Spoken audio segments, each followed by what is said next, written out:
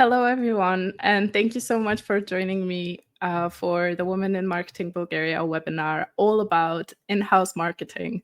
So today we have an amazing panel of guests that will be talking us through how they align stakeholders, how they prove marketing's impact internally within a large organization, how to lead strategic growth from within the organization, and how to actually lead a team, how to manage upwards, how to improve your career whenever you're in-house. So if you're working in-house, this is the perfect webinar for you. If you are looking to transition, you're going to hear a bunch of amazing women discuss their experience about working in-house and why they chose it versus agency or freelance and so on. So definitely an interesting one.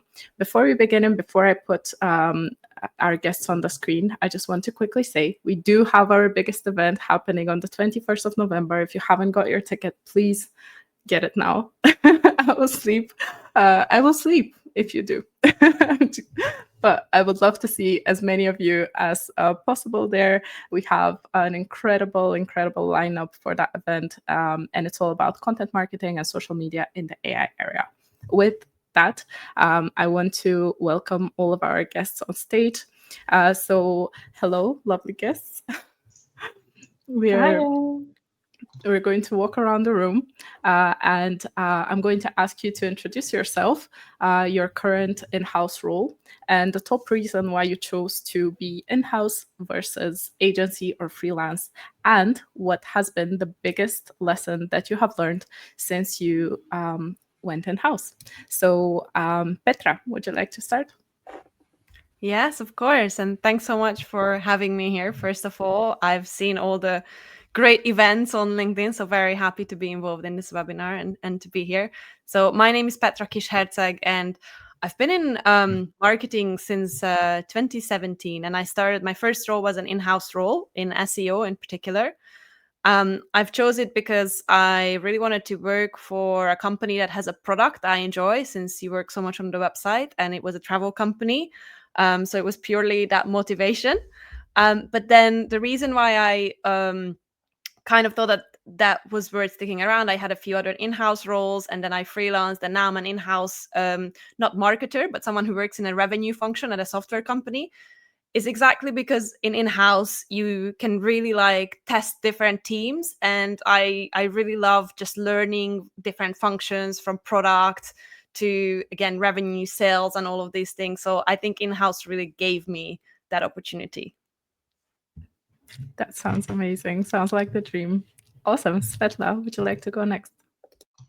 Yeah, absolutely. Hi, everybody. So happy to be here. My name is Svetla, and I've been in-house for the past 10 years, but also in-house full-time and freelance on the side, as we discussed backstage earlier today.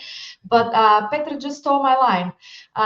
So I love in-house because it's very diverse. I started kind of like a marketing generalist and gotten through every possible role under the marketing hat in the company where I work at currently right now. So it has been very diverse for me. I could try different roles. I could try even different systems. And I've been doing first content, video, events, and lately I've been doing automations, operations, and leadership management, such type of things. So for me, this has been the biggest maybe positive of working in-house, but also I can do my work a little bit deeper into the product, so I can spend a lot of time getting to know the product and marketing it better, which I feel like in agency you need to have a little bit of a faster pace. So yeah, for me it's been really fun. It's been super different. I'm 8 years at one company, and I don't have the same day and the same role in those years. That's awesome. Okay, Anett. Yes. Hi, everyone. And so happy to be part of this amazing panel here. I've been in-house for, I think I just finished my 12th year.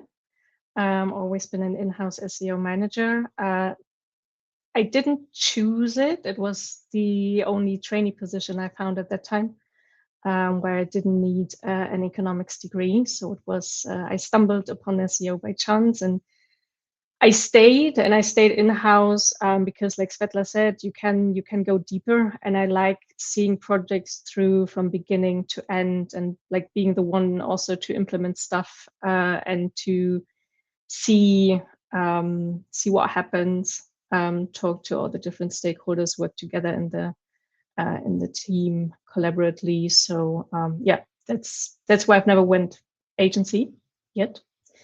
Yeah. Sounds amazing. Maria? Hello, everyone. Really happy to be part of this webinar. I'm Maria. I'm part of Payhawk's team, and I'm leading the SEO team there. And I would say that being an in-house marketer and in-house SEO person was a destiny. I really wanted to work for one company, and I have applied for multiple different positions. And the last one, I was saying to myself, if they decline me this time, I will stop. This is not my company. And then back then I received the role as a junior SEO specialist. So that's how everything started. And I think that being in a house is very interesting. A lot of people are thinking that it might be boring because you're working just with one company, one website, but you really can focus and you can put far more effort into understanding your customers and their pains. And with everything happening now around us, with all the customer behavior changing, I think it's really interesting. Yeah, absolutely. 100% agree. Okay, everyone. So just a quick word for everyone watching. How our webinars typically go, we do have lightning talks. So each of our speakers today is going to take the stage to present a micro topic related to in-house marketing. And we're going to have a roundtable discussion at the end. So if you do have questions, pop them in the chat on LinkedIn, and we'll try to get them as many as we can throughout the webinar. Those that we can't will be discussed in the blog post that will be published on our website after we finish with the webinar. So the first talk is going to be by Maria, and she's going to be talking about building a strategy that balances long versus short-term gains. Bear with me a second.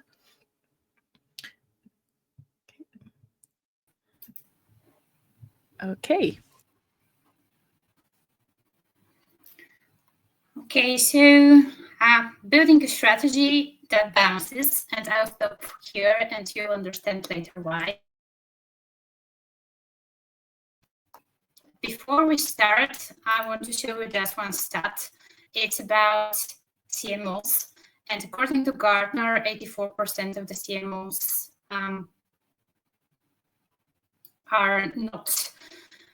are finding their teams with high levels of strategic dysfunction. So if you're having difficulties in deciding your strategy and how your in-house team should function, you're not alone. That's the case in many companies. And why you should balance different types of projects. Everything which is happening right now is very dynamic. The customer behavior is shifting. Every day we see a new tool. Every day we have something new to learn and to understand. But at the same time, both our stakeholders and we as marketers, we are pressured to show impact and to deliver results. And this pressure is not declining. And on top of this, we need to balance with our FOMO, because we are all attracted in learning, in finding different things every day. But at some point, we might be focusing too much at learning and reading, but actually not doing something. So we should be disciplined about being too focused and not chasing shiny objects. Sorry. And what's the role of the short-term project in this situation is short-term projects are showing that your team can deliver, that you can deliver if you're just one person. And this is something which also helps you be motivated, because if you're constantly not delivering, if your projects are taking always too long, at some point you risk to be demotivated. And these short-term projects are usually things that you can deliver in things like in a week or 2 weeks. In my case, I always consider short-term projects even a month once, because SEO is something which is working a lot in collaboration with different teams, and bringing everyone on board with your project and your task in 1 month is even it's a good achievement. Those kind of things depend from the different teams, what you consider for short-term win and for short-term project. In my case, it's some kind of on-page optimization or quick content creation, or for PPC, that might be a paid performance optimization. It really depends on the different teams. And how you can achieve those kind of short-term gains, I use Jira, and I try to plan everything in Jira. I have this motto: if something doesn't exist in Jira, it doesn't exist at all. So I try to plan every week, and that's keep the team flexible to make sure that we can adapt to the constant changes in the marketing priorities, and around us are happening a lot of different things, and we need really to be flexible. So my advice will be, for your short-term project, use agile sprints, and also try to test different things on a small scale. Like, for example, you don't need to test something on 5,000 pages. You can test the same thing on 5 or 10 pages and see if this really works. And even for the short-term wins, communicate those widely, because in this way you are building the authority of your team, and that you are also bringing impact to the business.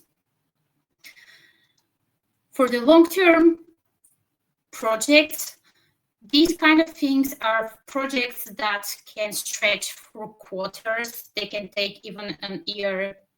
I think that we all have been through some kind of these projects, like, for example, website rebrand or repositioning, or changing the CMS, or something which is really big, or even creating an automation for our data, on how we can collect our data, or building the brand and making sure that it sticks in the user's mind. So these kind of projects really need to take, for these kind of projects, you need to be patient, and you need to communicate very well that these things won't bring results in the long term, but in the short term, sorry, but in the long term, that's the things that will distinguish you from all your competitors. That's the things that will support your brand, and that will create the authority of your brand and your product and your company.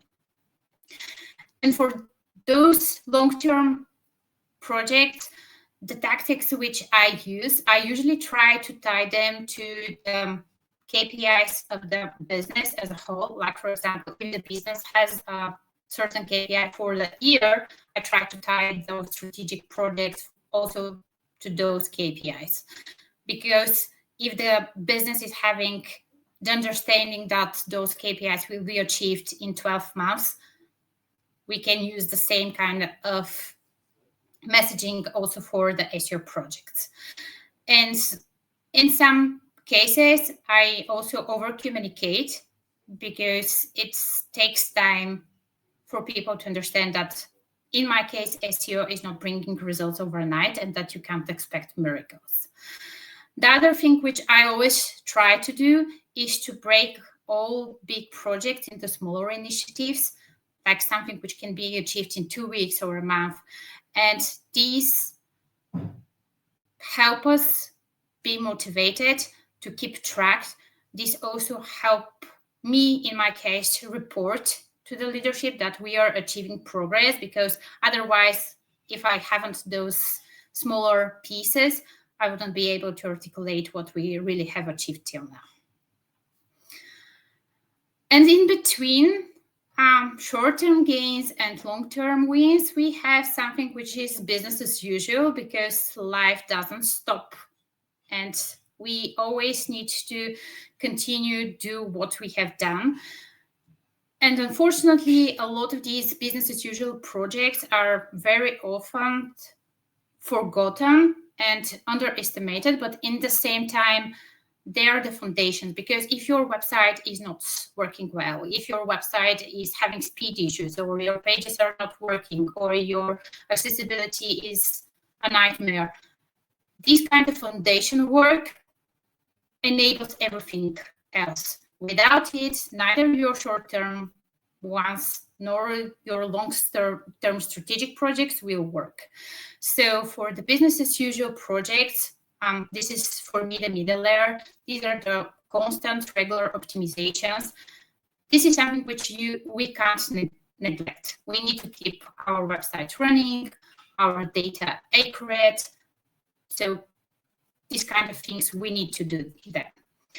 And for this kind of projects, one exercise which we have done in the beginning of the year, basically we have tracked all the things which repeated constantly in our Jira sprints, and we brainstormed how we can automate everything. So from this exercise, we made a list of smaller projects and smaller steps in which we can automate our business as usual tasks and to save time from these kind of things. And the other thing is, for these kind of projects, you need to be disciplined, because they won't disappear. And at some point, if you continue neglecting them, those kind of things will pop up, and when they pop up, they will be a big problem. Like, for example, you won't need to fix 5 broken links, you will need to fix 400. So always be disciplined and work on these, and don't neglect them. We also try to document everything and to make sure that we learn from our mistakes. And if something is not working, to think for creative ways how we can make it work. And the balance which I try to have between these 3 buckets of projects is 60, 25, 15. Of course, this mix is not static. This is something which you need to reassess quarterly or even monthly in some cases, because the business priorities are changing, and you need to make sure that you reassess also your mix of those kind of projects in the right balance. And to make these kind of decisions, I always try to use some lightweight prioritization frameworks. There are a lot of them which you can take from project management and use them in your day-to-day work. And also align with leadership on the KPIs.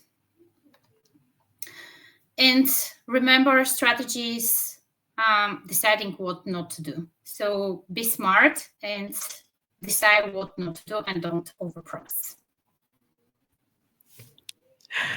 I love the image that you have used.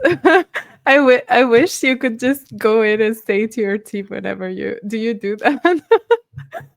It's just like, no, let's be disciplined. Control your emotions. We can't have the shiny things. Thank you so much, Maria, for this presentation. Next up is Petra. She's going to be talking about communicating marketing ROI. Let me just pull you up on the screen. Okay. And I'm off.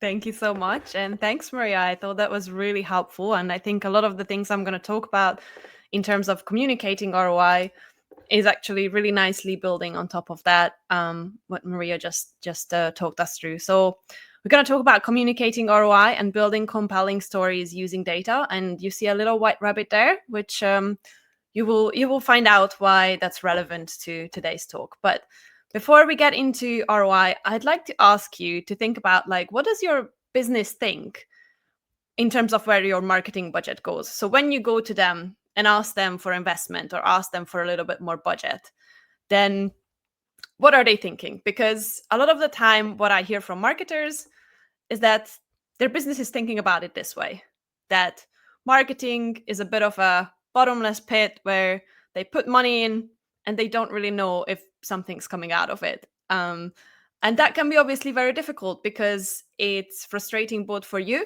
and for your decision makers. It's definitely something where it can make your day-to-day quite stressful and it doesn't help you to get the right investment. But thankfully, we have a solution for that. So the solution for that is, surprisingly, ROI, or in other words, return on investment, or in other words, show me the money. So why should we care about this? Why should we care about ROI? I think it can be easy to think, okay, well, do we just need to care about ROI because the business cares about it? And thankfully, not. There are actually 3 core reasons that I brought up in terms of why we should care about it in the first place. And that's because it helps justify the financial investment. So instead of that first gift, where the business might think that the marketing is kind of just swallowing the money, you can actually justify it and they can understand it. It can help you optimize resource allocation. So just how Maria's last quote was on like knowing what are the things not to do. Obviously, that's part of optimization, like what to let go and what to prioritize. ROI can really help with that. And also strategic business alignment to really help you become a strategic business partner. And from all of this, I would say that the first 2 are something that's probably more beneficial for the business. But the last one, strategic business alignment, is something that's really fundamental and really helpful to you as a marketer, because it really helps build your skills. It makes your life easier, and it's just gonna make your skill set more marketable whenever you do decide that you, let's say, would like to move on to a new role, for example. So communicating ROI successfully is really helping differentiate you from that operational campaign execution to become that strategic partner. And what that means is that you will start to answer the questions of what is being done and how it is being done, to answering questions such as why is this being done, the so what, which we will talk about in a second. So why should anyone care? And the now what? What's next? If we're doing this, what's the future look like? So let's discuss this so what principle, because I think it's something that we often forget, especially when we get a little bit caught up in campaign planning and execution and all of those things. So we try to present all this amazing work that we've done. So we say things like, our latest campaign generated 1,000 new leads, or we've achieved 15% traffic increase this month. But the question comes from your decision makers probably, so what? What does this mean for the business? And this is really where you have to think about this beforehand, so you can present it in a way where instead of just presenting sheer numbers or sheer results, you're talking about it in a way like, how does this actually connect to the wider business goals? What does this actually mean for our bottom line? So you could say that, instead of just saying we've generated new leads, that, we've not only generated new leads, but we've generated leads that are a great match to our ideal customer profile. 60% of them downloaded the ebook from the website. And actually, we've added them as qualified leads to the sales pipeline, where within the sales pipeline, you might have actually some sort of conversion numbers where you can say, well, that's actually worth 250K worth of potential revenue or something. And you can really do that by asking yourself this so what principle every time you want to present a data number, to just go a little bit deeper, and also to be able to present it in a way that's more meaningful to the decision makers. But also, the so what really requires this contextual nuance.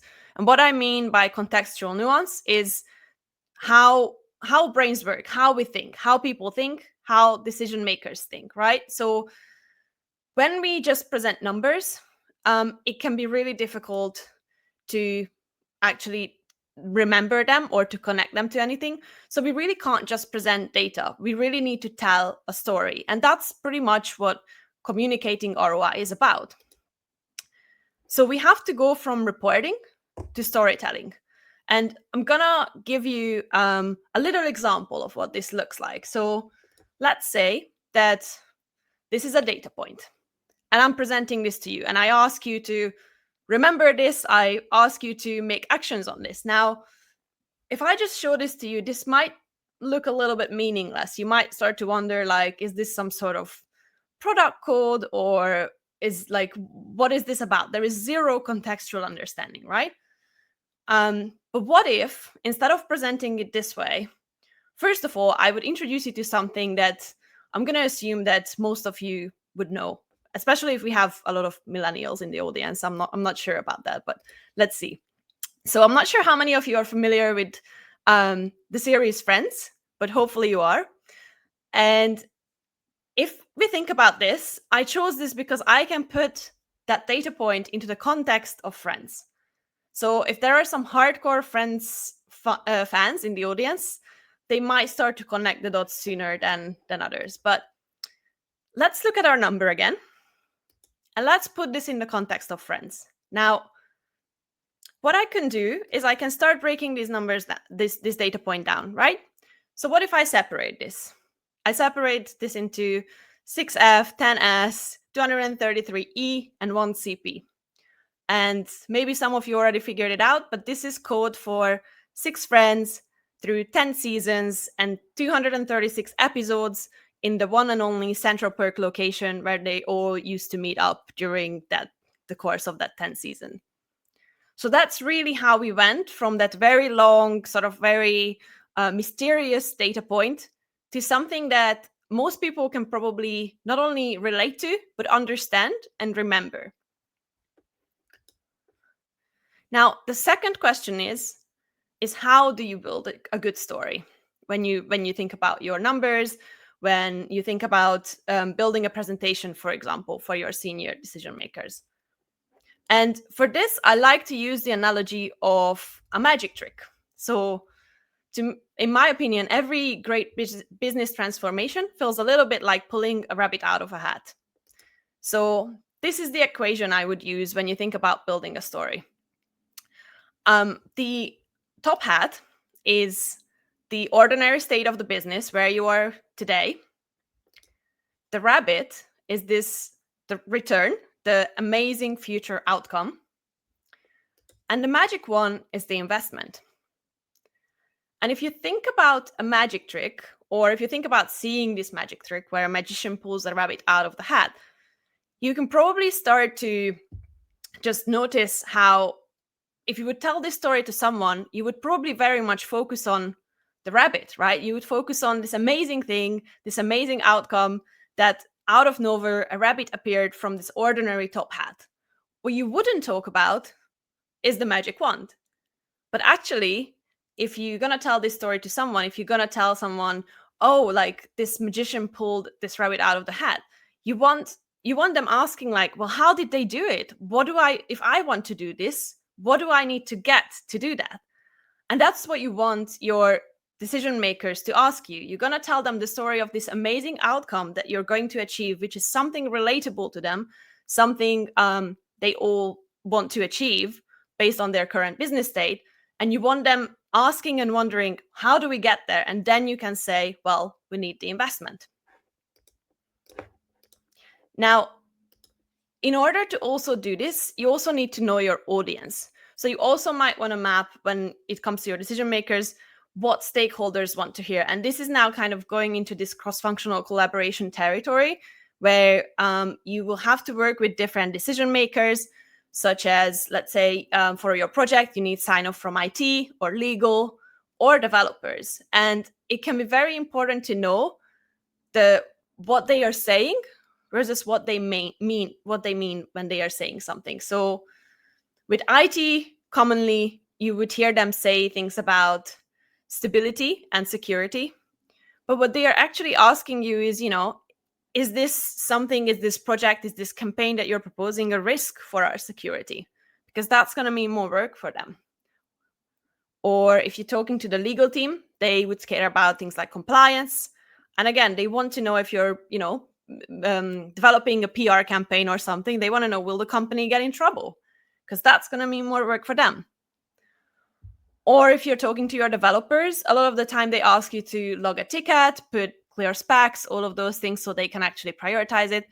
But what they're really wondering, if the changes that you're asking, is that really worth their time? Is that going to break something else on the side that they might have to spend hours debugging? Obviously, they wouldn't want that. So you have to really see behind what they are saying to figure out what they really want. And lastly, it can be really helpful if we map our stakeholders to understand this.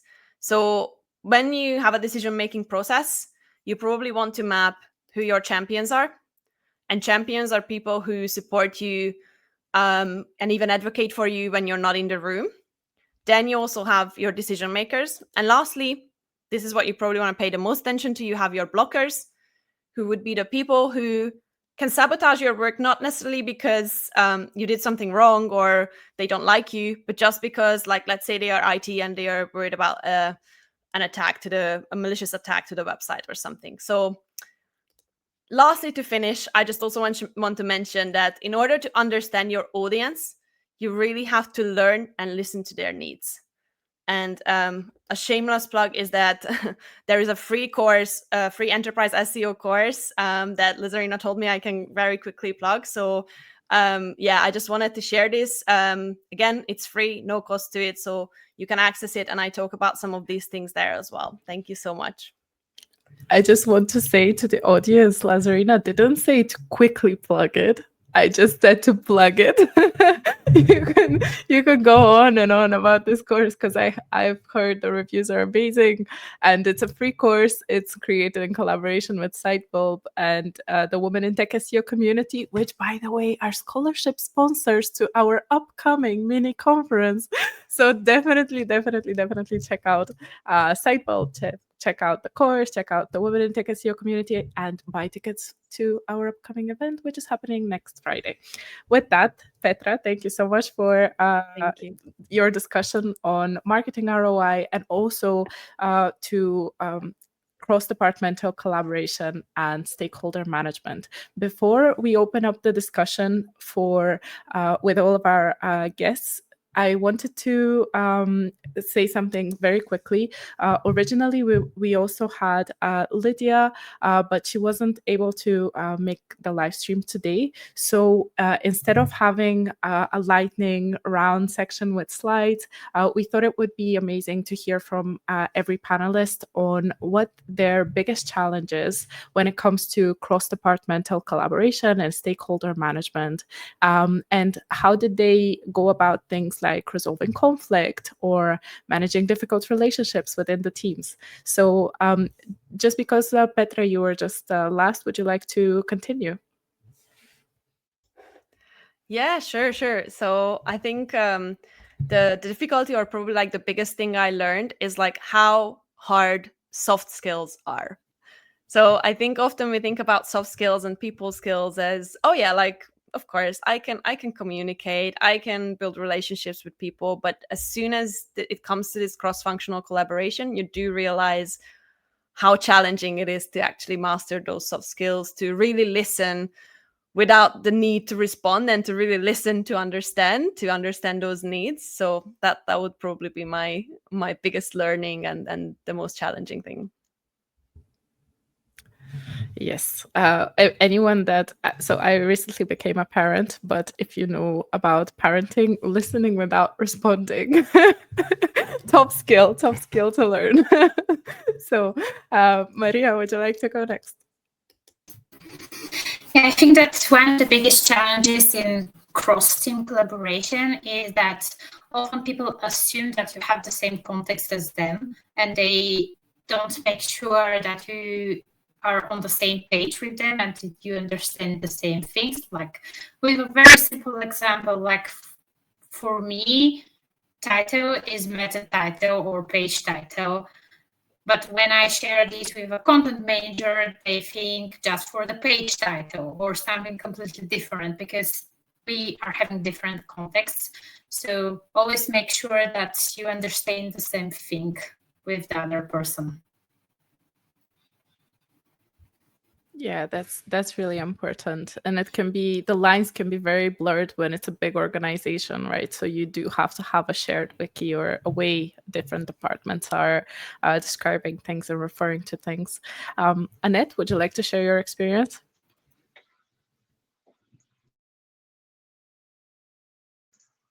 Sure, sorry. Yeah, I mean, those are two very good points, listening to understand and having the same context.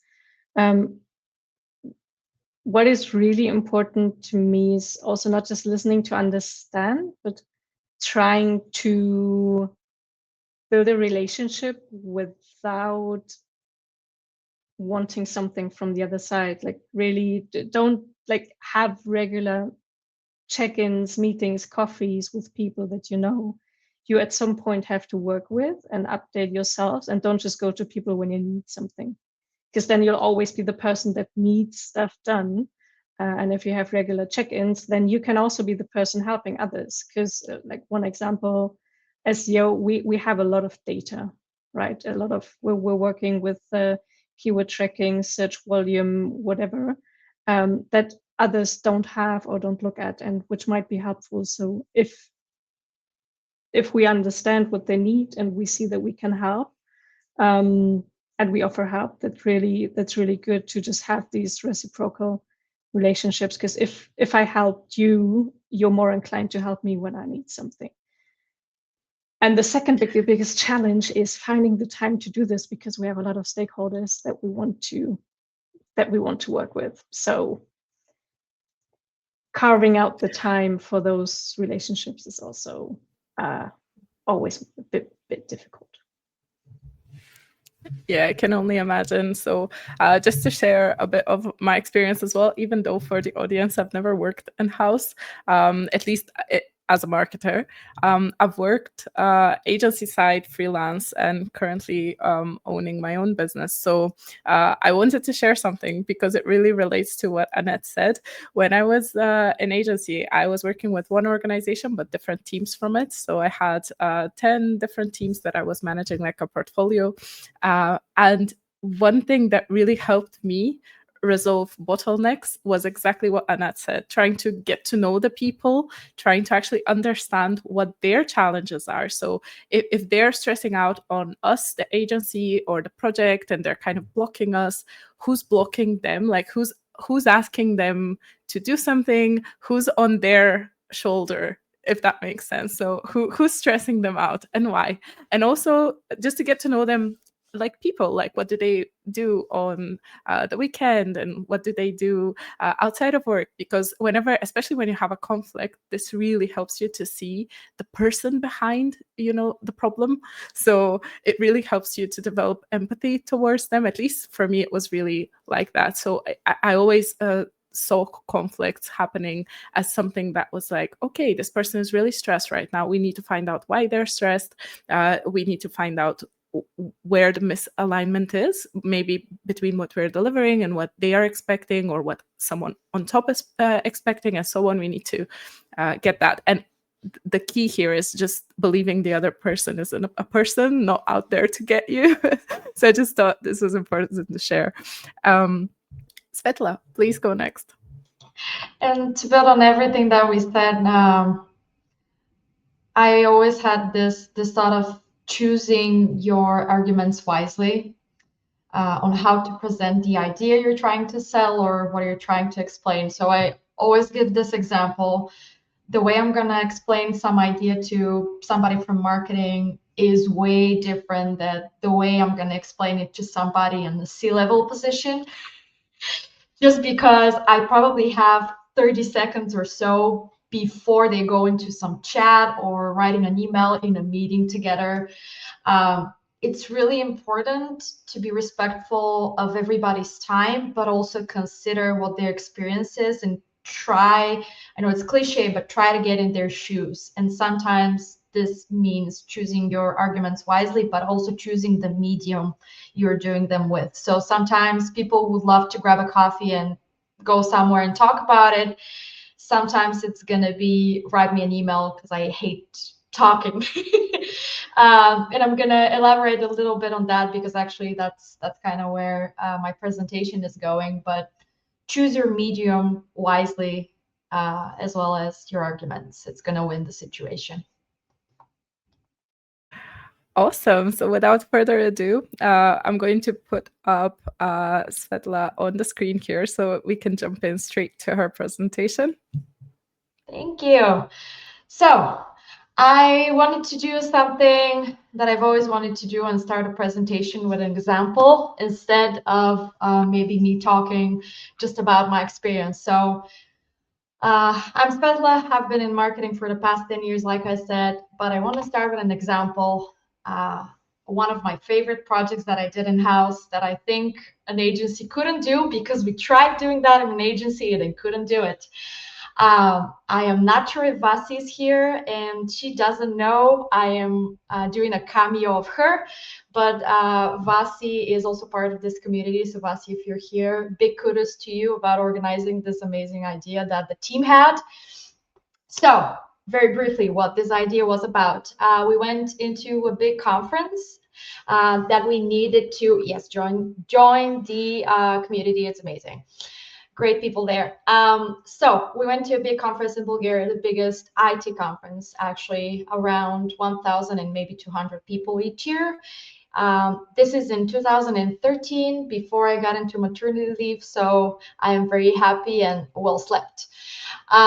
So we wanted to do something different for this conference because we've been doing the same thing over and over. And I got into the team and said, hey, what's something interesting and new and nobody has ever done it? That cliche that maybe most of us has heard. It took us maybe a couple of months to figure this one out. I led the team to brainstorm it. And then the hard part began. I had to approve it with 5 different stakeholders that had very, very different opinions on it, but most of them didn't want to do this idea. Most of them said, this is too risky, we don't have enough time, there's a big budget for that, we've never done that, why we're doing this. There was a lot of pushback. And the sad thing was, everybody else loved the idea. So employer branding loved the idea, recruitment loved the idea, designers, everybody, content writers, everybody loved it, except for C-level and marketing management. So I had the task at hand. My role here was to convince everybody that we needed to do this because it was a great idea. So I'm going to explain it briefly. There's this big wall, it's 4 meters. And I think 2 meters high, 4 meters width, that is magnetic. And there's puzzle pieces on the wall, and people come to the wall and pick one piece up. On the front side of it, there's something that they're missing in their career or something that they really enjoy, like great company, super cool team, amazing product, something like that. And then on the bottom side of the puzzle piece, there's a merch item that they're winning. And the goal was to kind of get to maybe 600, 800 people so that they can uncover a message into that wall. So that was the idea. I'm going to tell you how I did it. So like I told you, nobody wanted to do this idea. There was a lot of pushback. So I'm going to explore 2 manager profiles, as I call them. And then after that, you're going to see my framework for doing, for actually, sorry, for doing the final approval on it. So the first manager was very results driven. He spoke in numbers. He was a big visionary, wanted big ideas, loved to talk, loved to brainstorm on the spot. It was mostly story driven. Okay. They loved the idea, but they weren't convinced we were going to be able to do it. So how I convinced him? I talked in numbers. I try to speak his language. So I talked to him that the projection was we're going to have 600 submissions, which was never heard of in this history of this company. We'll also have people remember us by being creative, and which spoke to his visionary. And I showed him a mock-up of the wall that you just saw. Then I took him to grab coffee, and I talked to him in the elevator because I knew I had like 3 minutes when he was in the elevator. Then I had another meeting with him, and then for my sake, because he forgot everything, I wrote an email. So the main goal here was to convince him through story-driven kind of like approach, because I knew this was going to resonate with him, and I know this is how I can get his approval. So I approved him. I convinced him. He approved my idea. Second manager, he was completely different. Yeah, casual stalking always works for me. So second type of manager, he was completely different. He was relationship driven mainly. He mainly cared about the team and how they felt, which was amazing. Strongly analytical. He loved numbers, but not in terms of business sense, but in terms of marketing sense, because he was a marketing leader. He loved everything written down. He hated meetings, and he was strong on planning. He hated to move things back. He loved deadlines and like sheets with everything being clear. So how I convinced him?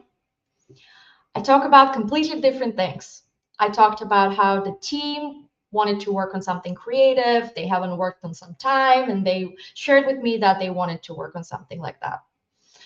I sent him a sheet with a plan with a lot of dates and deadlines and responsibilities and how I'm going to organize that. But I also met with other managers to ensure that other cross departments are approving of that plan. And then I put everything into a work platform. It was actually monday.com. So this was kind of my case, and I wanted to go through very quickly to my framework. You can read it later. This is the theory behind the practice. I started with a practice.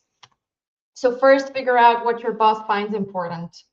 So results, vision, and innovation, or relationship and climate. In my experience, the most common one, at least in marketing, like CMOs and VPs of marketing, even sometimes CFOs and even salespeople are mostly results driven, maybe sometimes results plus vision and innovation. If you have relationships and climate type of boss, then you're in luck. Those are amazing. Work for them forever. Then think how you're going to communicate that. Are you going to talk numbers? Are you going to talk like the story is the most important thing? I usually do both, just because I can do both. If I have numbers, I do both. And then third one, their communication style. Is it verbal? Is it visual? Is it written? So what of those three are the two most important? And then over communicate.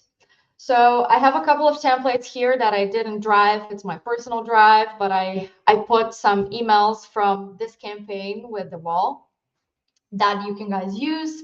I'll share it and you'll see it. Yes, it's going to be on the website and on the blog post. Yes, I do a lot of with my hands. I'm sorry, it's a thing. But yes, I hope you use them, and just always remember, it's not just the message, it's how you're going to present it, but also in what type of media. Are you going to talk about it? Are you going to write it down? So that's for me. That was awesome. I did this with my hands because I did a pop-up. So I do a lot of stuff with my hands as well. I just want you to know. I hadn't even noticed. That's how unfazed I am by it. So this was such an amazing presentation. Everyone, I forgot to say that Svetla's presentation was actually about leadership and managing upwards. And I think you perfectly structured it with your examples and how to talk about different how to talk to and persuade different manager types and actually get them on board with your idea. Thank you so much for your presentation. Now, swiftly, we're moving on to Anett for our final presentation, and then we'll try to do as many questions as we can from the audience. So Anett's presentation is going to be about money talks. Right. Thank you, Lazarina. So we're going to talk about the when, what, how, and some lessons I learned with the topic of salary negotiations. First of all, when to ask. Most of you, if you've ever Googled or ChatGPT, when should I ask for a raise? It comes when you do a performance review, when you have a major success, when a colleague is leaving, because that's when managers expect you to ask for a raise, or when it makes sense because they want to keep you because they don't want you to be the next one leaving. It's all fine and well, even if none of those points applies, or if you have a performance review but your company is going through a difficult time, you can always ask your manager, hey, what do I need to accomplish? What do I need to do? Can we make a plan so that I'm eligible for a raise in the near future? This you can always do. When it comes to really asking for a raise, what is most important, what I learned, is you need to ask in line with the company's salary review period. So you need to learn the timing for raises. Is it annual? Is it biannual? Which month? For my company, it's April. But you also need to know the decision period, right? So when does your boss need to approve the request, or when does your boss need to give the request to their boss? At my company, that's the end of January, beginning of February. So if I only knew, oh, the raises are given in April, and I would ask in March, too late, and I would have to wait another year to get a raise. So really try to find these out, and also find out how much time should be in between raises. Like, can I ask every year? Should I only ask every 2 years? Or depending what the period is, some companies also don't have set salary review periods, but really try to inquire how it is in your current company. Also, a general one, if it's been 12, 18 months since your last raise, please ask. Inflation is real, and it's taking a bit of our paycheck. So really, don't be shy. Managers expect you to ask. What to ask for? That's always interesting. First of all, benchmark yourself. You can benchmark yourself externally, look at job adverts for the same job you're doing. Ask communities like the Women in Marketing, Women in Tech SEO, websites like Glassdoor or Kununu. You can also benchmark yourself internally if there are salary ranges existing. If your company gives out job adverts with a salary range, obviously. You can also ask colleagues. If you want to ask people directly and you don't want to put them on the spot, you could try the less or more approach. So you give people a number and ask, do you make more or less than that? Maybe you can also ask 3 times, ask many different people. This way you can narrow down to a realistic number without having others maybe feel awkward that they're giving too many details. And you should also be realistic. Again, try to find out if there are internal rules with regards to salary increases. I would say most companies have them, but most companies aren't very open with them. I only worked in one company that was really open with them. So are there maximum amounts or percentages for raises? Is there a difference if I get a raise with or without a change of title or responsibility? To make sure it's that you don't overshoot too high, but also to make sure that you don't sell yourself short, right? So try to find this out. I mean, if you're on good terms with someone in a leadership position from a different department, you could ask maybe them if they can give you some information. And then be specific in your ask. So think about what you would like to get, and then you add some more, and then maybe some more. And depending on your country, don't forget bonuses. In Germany, some companies have Christmas pay, so add that one if you communicate in a yearly salary, or sorry, or vacation pay or whatever. So don't just think about the base pay, but think about bonuses as well. Also, use specific numbers because they show good preparation. If I tell you I want 50,000 just because it sounds good, count like on a monthly level, that's the very weird number. But if I say I want 51,600 a year, this shows, okay, on a monthly basis, I want 4,300 euros, for example. And it shows that I really had to think about how much I'm asking for. And then as a tip, it's a theory I read, I couldn't try it out yet, you usually have to expect to be negotiated down. If no one's negotiating down, you could have asked for more, but that's also a learning curve. And people tend to negotiate down to the next meaningful number. So if I give 55,000 or 51,600, for both those amounts, the next step might be 50,000 because that's the next logical number. Whereas if I give 56,500, the next step might be 55,000. So when you have a specific number, think if you maybe add it just a bit so that your negotiation step isn't too large. Okay, how to ask. Be self-confident. You're asking for what you're worth, so you should show it.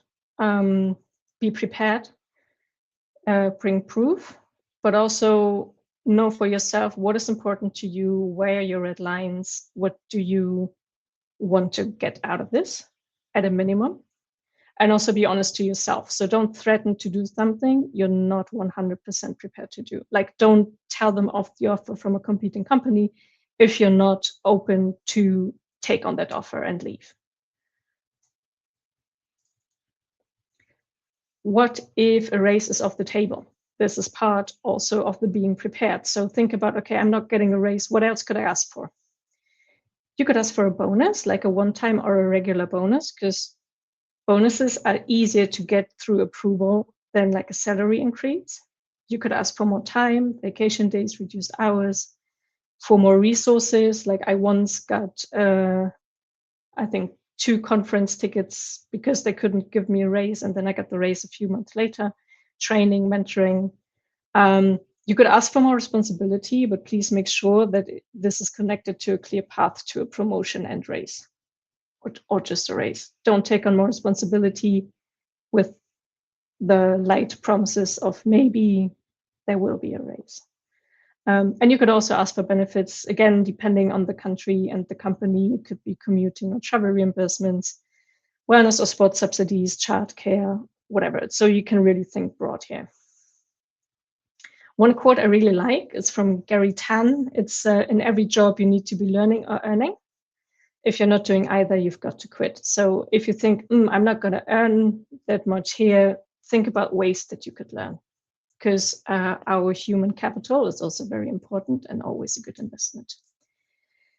3 lessons I learned the hard way. Get agreements in writing. Even bosses, even C-level can leave. This took me 1 year to get the raise that I was promised. Just because it seems like a good offer to you, it doesn't mean they're not lowballing you. So really do your research and try to benchmark yourself the best that you can. And also, don't feel bad to work in a job that is overpaying compared to other industries. Just because you get paid well in general, but maybe bad for an SEO, if you don't get a raise, that doesn't mean that teachers get paid more, right? So I know sometimes it feels unfair and you're being overpaid, but as long as it's sensible in your area of work, please take it, be bold. And you can use that money for good in other ways, right? So negotiate your salary with the confidence of a mediocre white man or a 5-year-old in a Batman suit.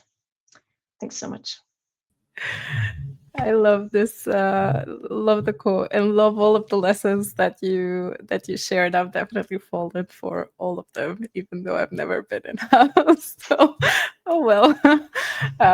Okay, so lastly, we're jumping into the group discussion and a Q&A. And I just want to say thank you so much for Tatiana for already asking a question in the chat. We'll try to give the panel the opportunity to answer it. But this was originally after Petra's section on communicating ROI. So the question is asking about storytelling and ROI. What if a campaign was unsuccessful? We didn't can get hundreds of leads, they get none. They tested a few channels and banners, nothing seemed to work. How do they present this? Recently, it seems to be very difficult for ABM, and lead gen and budgets are being cut because of poor results. So Petra, would you like to start with the response, and then others can chime in? Yeah, absolutely. And thanks for the question, Tatiana. This is really a really good point, and definitely some that a lot of us probably have come across. So storytelling still works here. Like if you think about the complex data point I presented that turns out to be an acronym for friends, it's the same thing. If you just present numbers that look really bad, that's all that people are gonna get from it, right? But if you put it in context, if you tell the story, if you tell, okay, why did this happen? What did we learn from it? And also, what's next?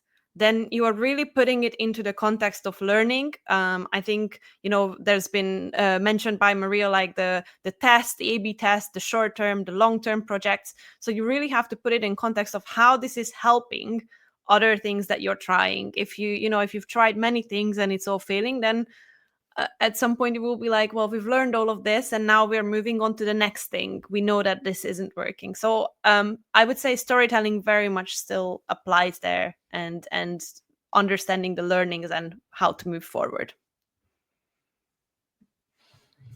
Would anyone else like to add on anything onto that? I would say that you might need to go back a step back, because in many cases, ABM won't bring you results now. It's something which you do for your brand in the long term, because these are type of projects may sometime bring you leads now, but usually they are ways to make your brand more stickier in the future, and this won't be seen now. So you might need to change in your KPIs. Really awesome insights. Thank you both so much. So like I mentioned, we only do have time for one question now. I do want to be respectful of our guests' time and also for your time as well. So if you do have any other questions and you're watching, please drop them in the comments and we'll go through them when we recap the webinar on a blog post on our website. I also want to remind you to please join us next Friday in person in Sofia for an amazing mini conference and a night of learning, networking, and just connecting with our community. If you are around in Sofia, get your tickets on our website. If you just want to see the recordings, you can also get a recording ticket and support our community that way as well. With that, thank you so much to our lovely guests for this panel. I've learned so much through this webinar, and I'm really grateful that I got to spend that hour with you. So thanks again, and everyone, I'll see you in our next webinar, which will be in 2026. Thank you all. Bye.